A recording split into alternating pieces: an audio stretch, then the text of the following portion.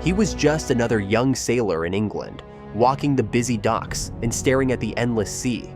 But once Edward Teach set sail, he became something the world had never seen: Blackbeard. His black flag sent ships running, and whole towns locked their doors in fear. This is the true story of how Edward Teach rose from a simple sailor to the most feared pirate in history. Edward Teach was born around 1680 in Bristol, England, a city alive with the smell of tar, salt water, and commerce. The harbor was crowded with merchant ships, privateers, and vessels bound for the Caribbean and American colonies. Young Edward would have grown up watching sailors unload exotic goods like sugar, tobacco, and rum. He would have seen enslaved Africans brought ashore, a grim reminder of the profitable but brutal Atlantic trade. Bristol was a city of opportunity for men willing to risk the sea, and for Edward, the waves promised a future beyond narrow streets and crowded taverns. The bustling port was the first stage in a life that would be remembered for fear and legend. The late 17th century was a time of constant conflict on the oceans, and Edward grew up during an age when war fueled seafaring life. England's rivalries with France and Spain meant that privateers were always in demand to raid enemy ships.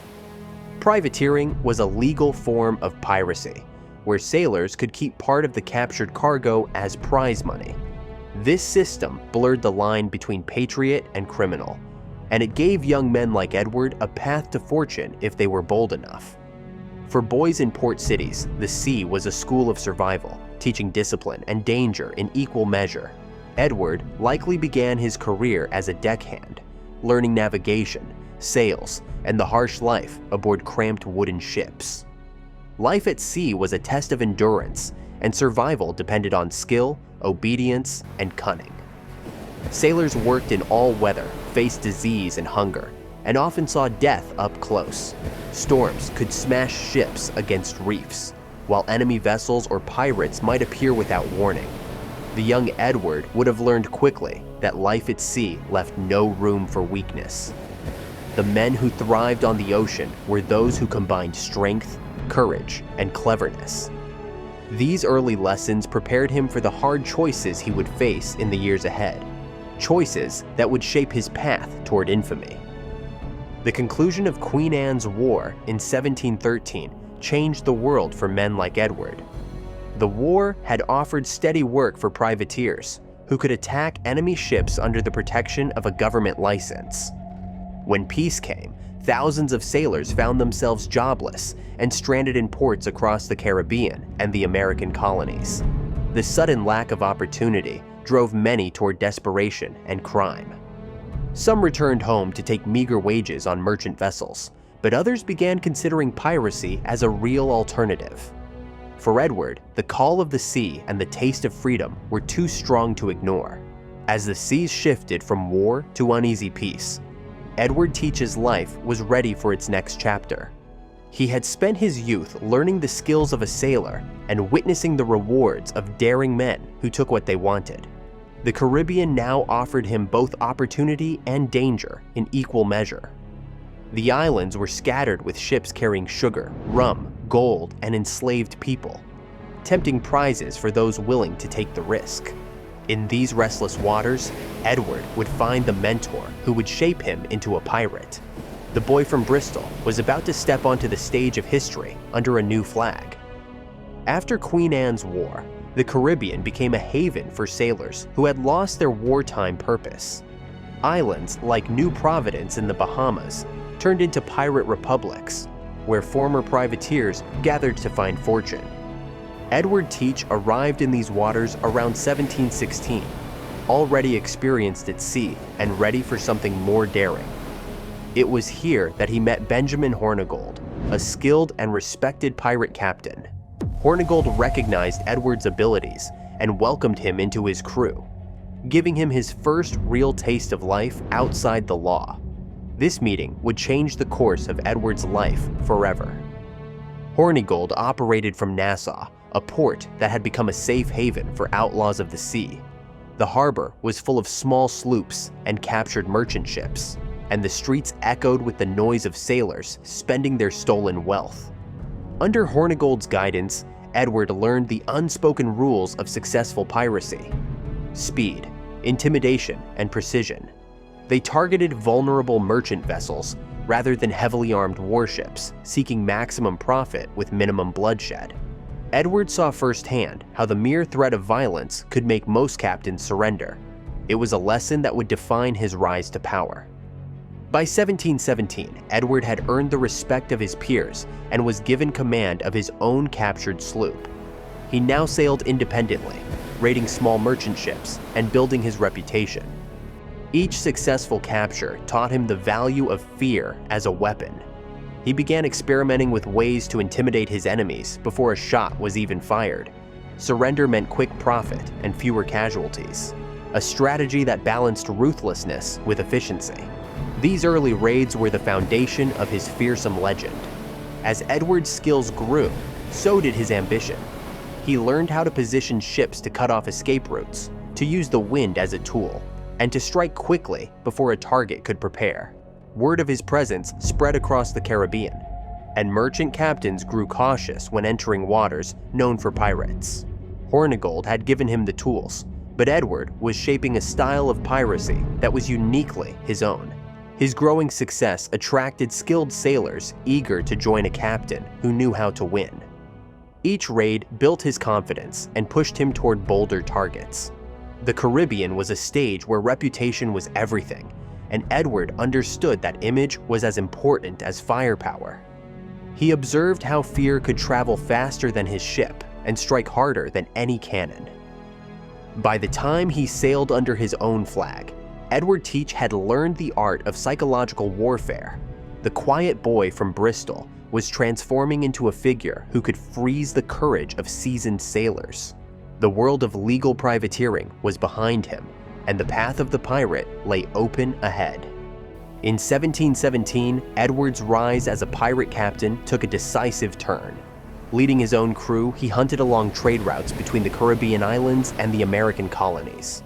His men were loyal, disciplined, and motivated by the wealth that piracy promised.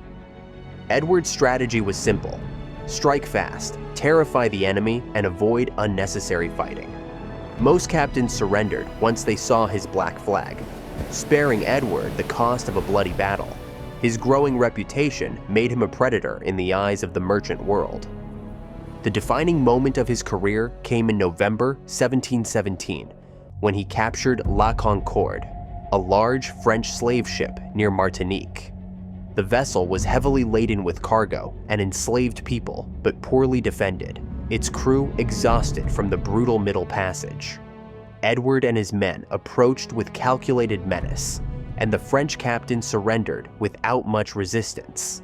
This prize was unlike anything Edward had commanded before, a ship that could carry both treasure and terror.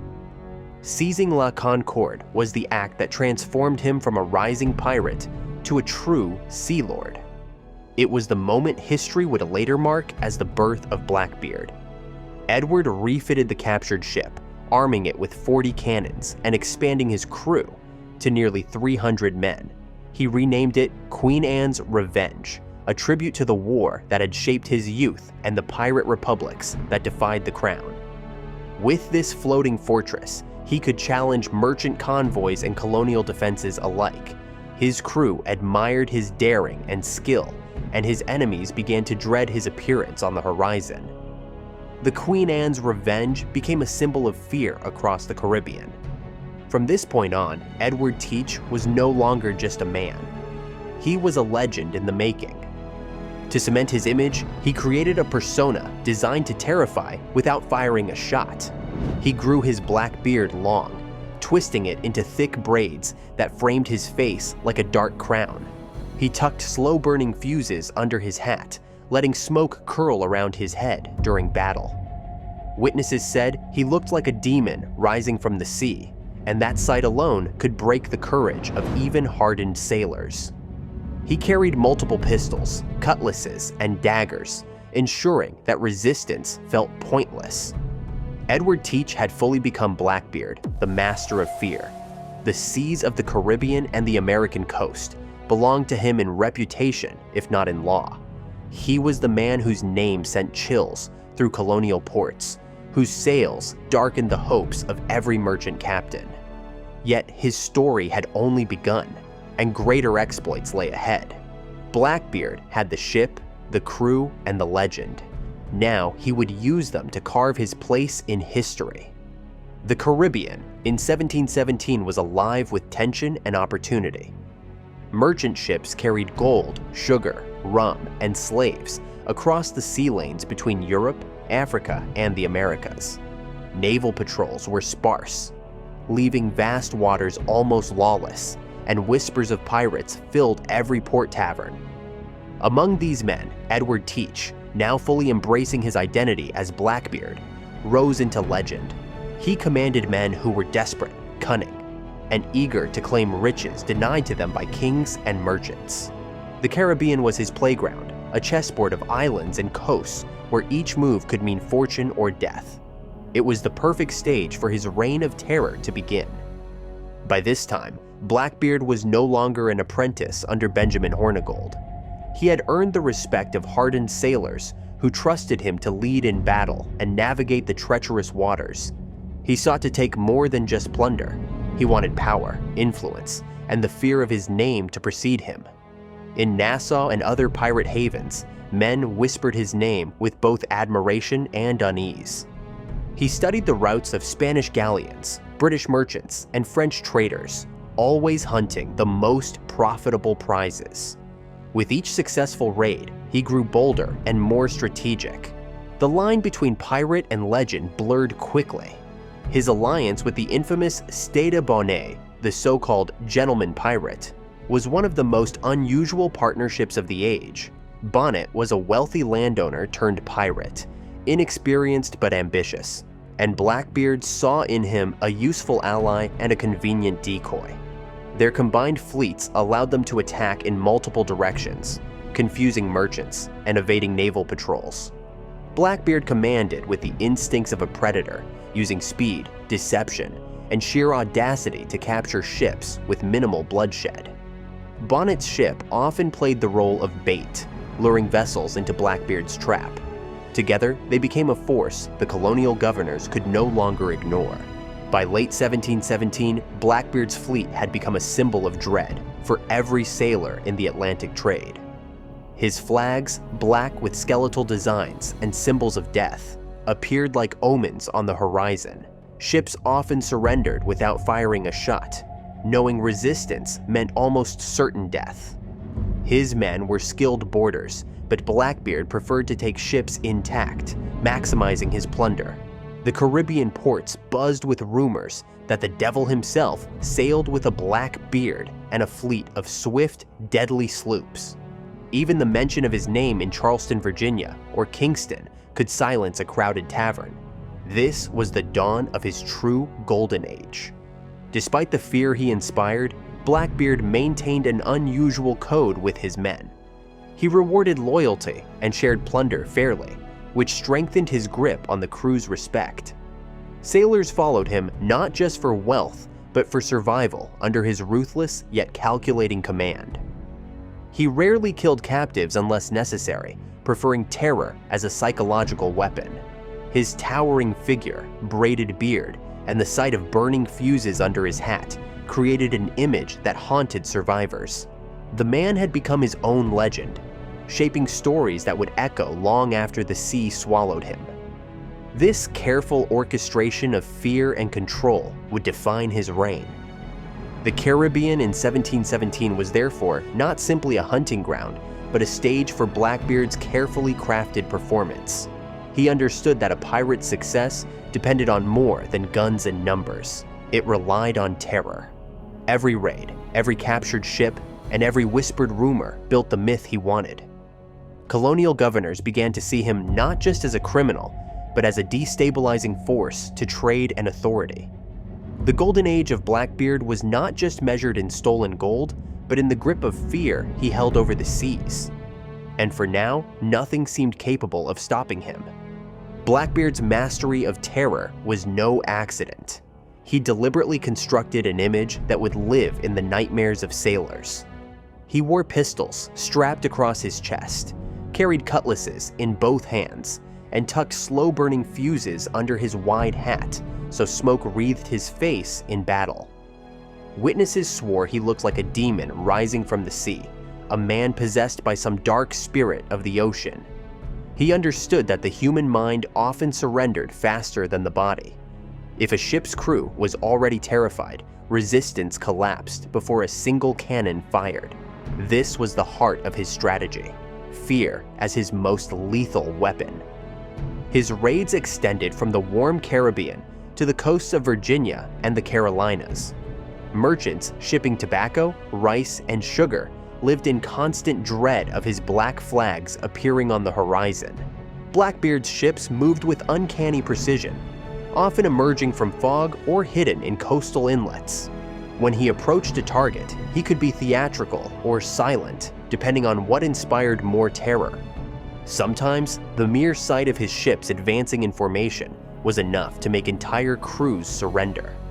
At other times, he let them run, only to strike when panic had set in. His reputation allowed him to conserve blood while taking prize after prize. Among the most feared tactics was his ability to coordinate multi-ship attacks.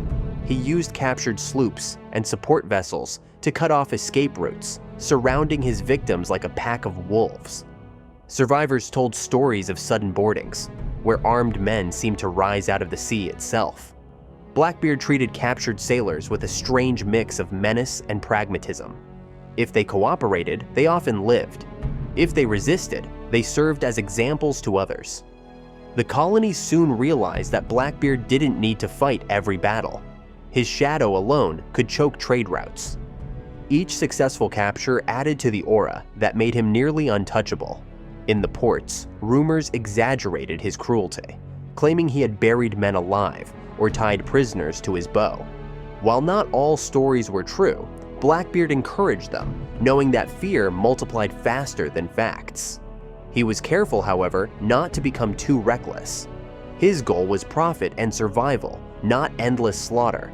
The balance between terror and strategy was the essence of his dominance. It was a game he played with the lives of others, and he always seemed to win. Blackbeard's alliance with Stade Bonnet reached its peak during this period of maritime terror. Bonnet's ship allowed the pair to control more territory and capture more prizes without overstretching.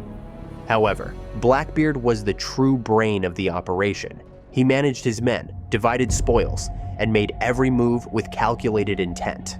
Colonial governors received desperate reports of his fleet, moving like a ghost up and down the coasts. Yet, in 1718, his most infamous act would shock the world and cement his place in history. The city of Charlestown, in the colony of South Carolina, was one of the richest ports on the American coast. By May 1718, its merchants had grown uneasy, aware that Blackbeard's fleet was prowling nearby. Then, like a storm out of nowhere, he struck. For nearly a week, he blockaded the entire harbor with his fleet, seizing every ship that dared approach or depart. Panic gripped the city as no one could enter or leave, and supplies began to dwindle. The boldness of this act stunned the colonies and the crown alike. Blackbeard had turned an entire city into his hostage. He captured prominent citizens and passengers from intercepted ships, holding them for ransom. His demand was not for gold or jewels, but for medical supplies, a calculated move to sustain his fleet and injured men. By choosing medicine over treasure, he positioned himself as pragmatic rather than mindlessly cruel. Still, the fear he instilled was absolute. The hostages were forced to plead with the city, and the people of Charlestown faced the reality that they were helpless against his will. The blockade was a display of raw power and psychological warfare. For days, merchants and families watched helplessly from the docks. Blackbeard's fleet loomed like an iron fist over the harbor, and every attempt to resist was futile. The colonial militia was unprepared, and no Royal Navy ships were nearby to challenge him. Each morning, his crew would display their dominance, sailing boldly before the city's eyes. Rumors spread that he would burn the city if his demands were not met. By the 5th day, the city surrendered the medical supplies and the hostages were released. But the humiliation of Charlestown would never be forgotten. This single event sent shockwaves through the colonies and London alike. A pirate had effectively dictated terms to a major port of the British Empire. The blockade showcased Blackbeard's daring and his skill at manipulating fear to achieve his goals without a single cannon battle. He left the harbor richer in supplies and reputation, his legend soaring higher than ever. To the people of Charlestown, he became the very embodiment of maritime terror. To colonial authorities, he had crossed a line that demanded an answer. When the blockade ended, Blackbeard sailed north, but the consequences of his actions rippled far and wide. Governors realized that ignoring him was no longer an option. Trade routes were threatened, and British credibility in the New World was shaken. Blackbeard knew he had painted a target on his back, yet he thrived on the risk. His men celebrated the victory as proof that no one could challenge their captain. But as history would soon prove, the height of power often marks the beginning of a fall. The climax of Blackbeard's career came swiftly after his greatest triumph. In June 1718, while navigating the shallow waters of Beaufort Inlet in North Carolina, his flagship, Queen Anne's Revenge, ran aground. Some claimed it was an accident. Others whispered that Blackbeard had planned it to divide spoils and abandon part of his crew. Either way, the loss of the massive ship shook the pirate fleet. Without his fearsome flagship, Blackbeard's dominance on the open sea was vulnerable. The event sowed distrust among his men and stirred rumors of betrayal. After the grounding, Blackbeard quietly disbanded many of his crew and slipped into a more covert life. He sought a royal pardon from Governor Charles Eden of North Carolina, exploiting the king's proclamation offering amnesty to repentant pirates. On paper, Blackbeard was now a free man, forgiven for his crimes. He even spent time in the small town of Bath, pretending to live as a peaceful private citizen. But beneath the surface, he was still scheming. The pirates' thirst for plunder and adventure could not be extinguished so easily. Locals watched him with suspicion, torn between fear and fascination. Some believed he truly intended to leave piracy behind, while others saw through the performance. Blackbeard used this period to repair his forces and prepare for new ventures under the cover of legitimacy. His influence in the region grew as he formed quiet alliances with corrupt officials. But the colonial authorities in Virginia were not deceived. They saw his pardon as a trick and began plotting his elimination. Even in retirement, Blackbeard could not resist one final series of raids. He returned to piracy in secret, using smaller crews and faster vessels to strike without warning.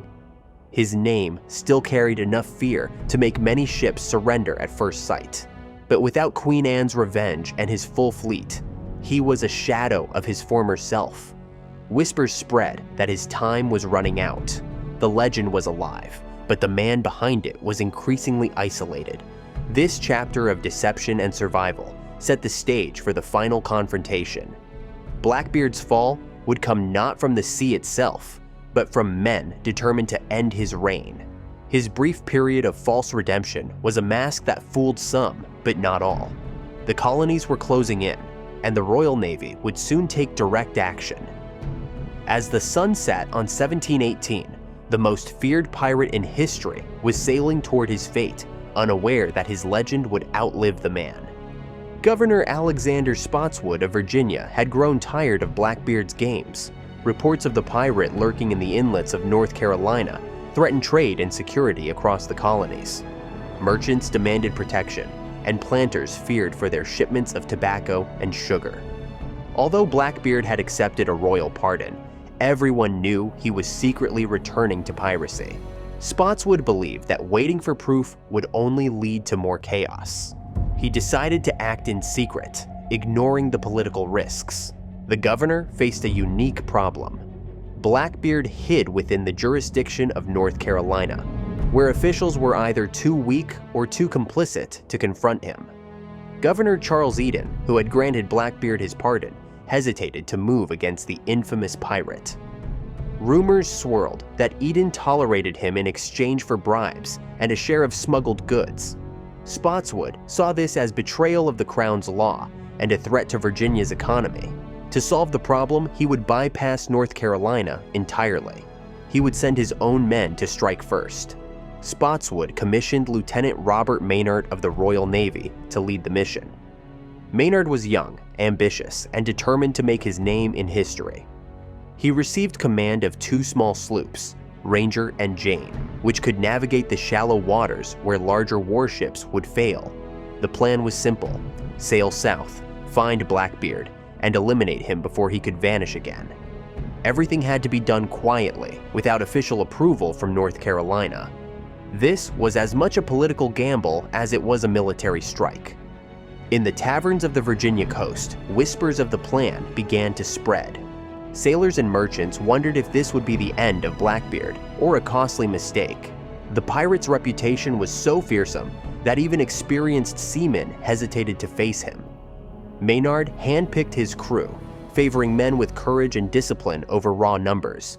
They knew the mission was dangerous, and many understood they might not return.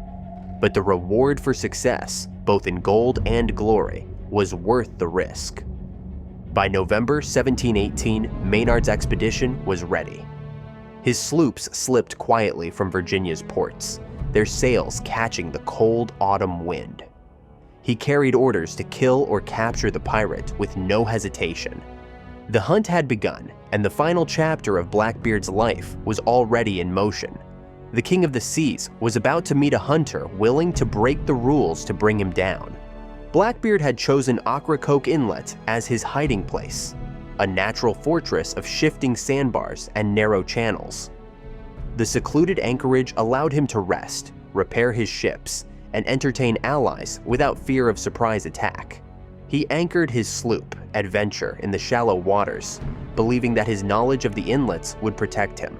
He entertained guests, including the infamous Stade de Bonnet's former associates, and spent his nights drinking and planning. Blackbeard was confident no one would dare strike him there. He was wrong.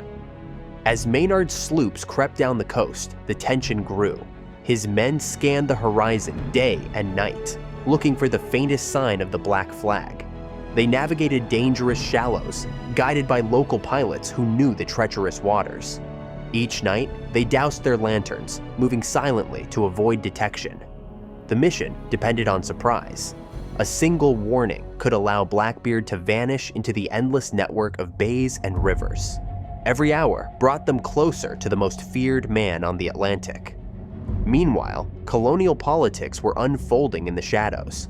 Governor Eden's silence about the pirates' activities only fueled Spotswood's anger. Some in North Carolina's ports quietly supported Blackbeard, either from fear or profit. Traders sold him supplies, and local officials pretended not to see his movements. For them, Blackbeard was a source of power and protection in a region that the crown barely controlled. Maynard's secret mission risked igniting tensions between the colonies if discovered. At dawn on November 21st, 1718, Maynard's crew finally spotted smoke rising from Ocracoke. Blackbeard's ship lay anchored, unaware that his hunters were so close. The sight filled the men with both fear and excitement. They knew the next day would decide whether they would become legends or corpses. Maynard tightened his plan, preparing for a fight that would demand every ounce of skill and courage. The stage was set for a confrontation that would echo through history. Night fell over Ocracoke with a heavy stillness. Blackbeard celebrated in the darkness, unaware of the danger creeping toward him. Maynard's sloops waited in the distance, their crews silent, weapons ready.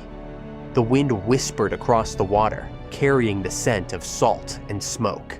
The final hunt was over. The battle for the Pirate King's life would begin with the next sunrise.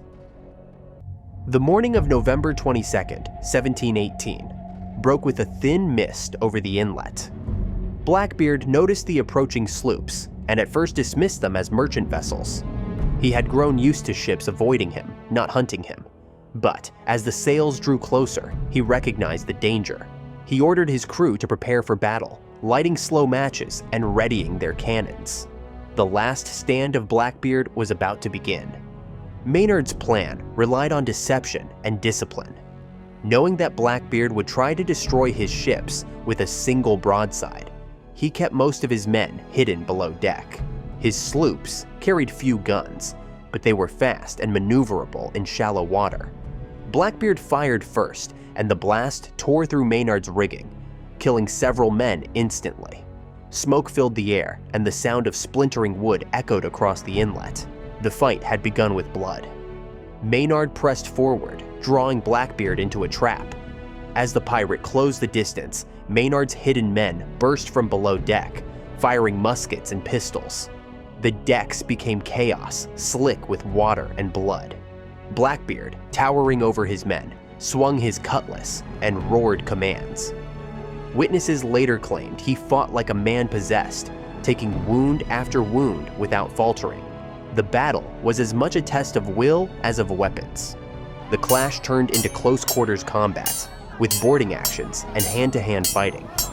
Blackbeard faced Maynard directly, and the two men exchanged furious blows. Muskets cracked, swords rang, and smoke stung every eye. Blackbeard sustained over 20 wounds, 5 by gunfire and more than 15 by blades, but he refused to fall. Only when a final slash struck his neck did he finally collapse. The king of pirates was dead, and the water around him ran red. Maynard's men severed Blackbeard's head and hung it from the bowsprit as proof of victory. His surviving crew was captured and taken for trial, their fates sealed by the crown's justice.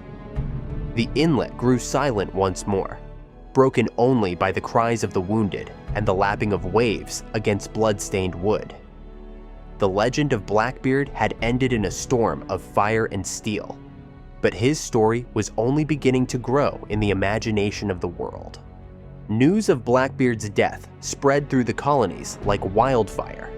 In Virginia, Governor Spotswood celebrated the victory as a triumph of law and order. Blackbeard's head was displayed on Maynard's ship and later mounted on a pike at the mouth of the Hampton River as a grim warning. The sight reminded sailors that even the most feared pirate could fall. For the British crown, it was a symbolic end to one of the greatest threats on the Atlantic. The surviving pirates faced swift trials in Williamsburg. Some begged for mercy, while others cursed their captors to the end. A few were pardoned for cooperating, but most were executed. Their bodies were left to hang as warnings along the coastline. The spectacle reinforced the message that the age of unchecked piracy was coming to an end. Colonial leaders hoped the fear of Blackbeard's fate would restore stability to the seas. Despite the celebrations, controversy lingered. Governor Eden of North Carolina protested that Spotswood had violated his jurisdiction. Some colonists accused Spotswood of acting recklessly for political gain. Yet in the eyes of merchants and planters, the risk was justified. Trade routes reopened, and the constant fear of Blackbeard's sails faded from daily life. The man who had once held entire colonies in suspense was gone. Even in death, Blackbeard's legend only grew. Tales of his ferocity, his braids, and the smoke rising from his hat became larger than life. Writers like Captain Charles Johnson embellished his story, transforming him into a symbol of both terror and freedom on the high seas. Children whispered about his ghost haunting the inlets, and treasure hunters dreamed of gold buried in the sands. The line between man and myth blurred with every retelling. By the end of 1718, the Atlantic world had changed. One man's reign of terror had forced governors, merchants, and sailors to confront the power of fear itself. Blackbeard's story closed with his body in the deep and his head on display, but his legend sailed on. In the centuries to come, his name would remain a beacon of adventure, danger, and the enduring allure of the pirate's life.